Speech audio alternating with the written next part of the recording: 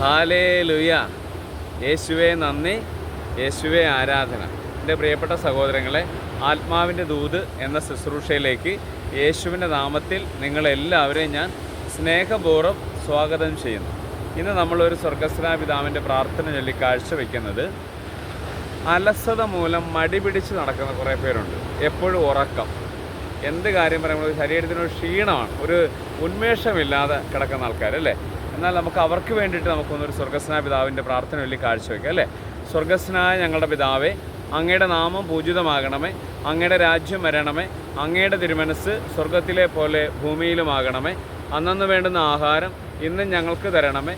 ഞങ്ങളോട് തെറ്റ് ചെയ്യുന്നവരോട് ഞങ്ങൾ ക്ഷമിക്കുന്ന പോലെ ഞങ്ങളുടെ തെറ്റുകൾ ഞങ്ങളോടും ക്ഷമിക്കണമേ. ഞങ്ങളെ പ്രലോഭനങ്ങൾ ഉൾപ്പെടുത്തരുതേ, തിന്മയിൽ ഞങ്ങളെ രക്ഷിച്ചുകൊള്ളണമേ. ഹാലേലുയ.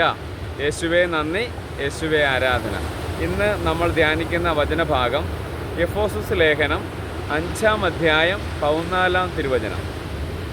അതുകൊണ്ടാണ് ഇപ്രകാരം പറയപ്പെട്ടിരിക്കുന്നത്, ഉറങ്ങുന്നവനെ ഉണരുക, മരിച്ചവരിൽ നിന്ന് എഴുന്നേൽക്കുക, ക്രിസ്തു നിൻ്റെ മേൽ പ്രകാശിച്ചിരിക്കുന്നു. ഹാലേലുയ.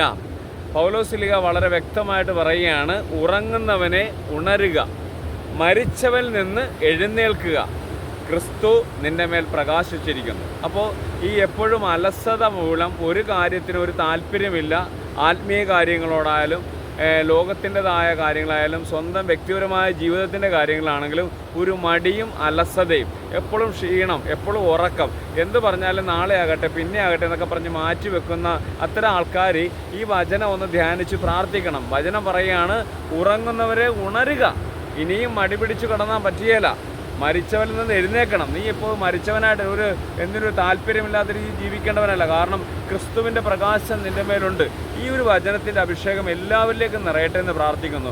തളർന്ന് കിടക്കുന്നവർ, അസ്വസ്ഥത മൂലം ഒരു ഉന്മേഷമില്ലാതിരിക്കുന്നവരെ എല്ലാവരും ഈശോയുടെ കരുണയിലേക്ക് സമർപ്പിച്ചുകൊണ്ട് അവർക്ക് വേണ്ടി കൂടി ഞാൻ പ്രാർത്ഥിക്കുന്നു. എൻ്റെ പ്രിയപ്പെട്ട സഹോദരങ്ങളെ, നിങ്ങളിത് കാണുമ്പോൾ, നിങ്ങളിത് കേൾക്കുമ്പോൾ കൂടുതൽ കൂടുതൽ പ്രാർത്ഥനയിൽ വളരാനുള്ള കൃപ നിങ്ങൾക്ക് എല്ലാവർക്കും ഉണ്ടാകട്ടെ എന്ന് പ്രാർത്ഥിച്ചുകൊണ്ട് നിത്യം പിതാവും പുത്രനും പരിശുദ്ധാത്മാവിൻ്റെ നാമത്തിൽ ആമേൻ.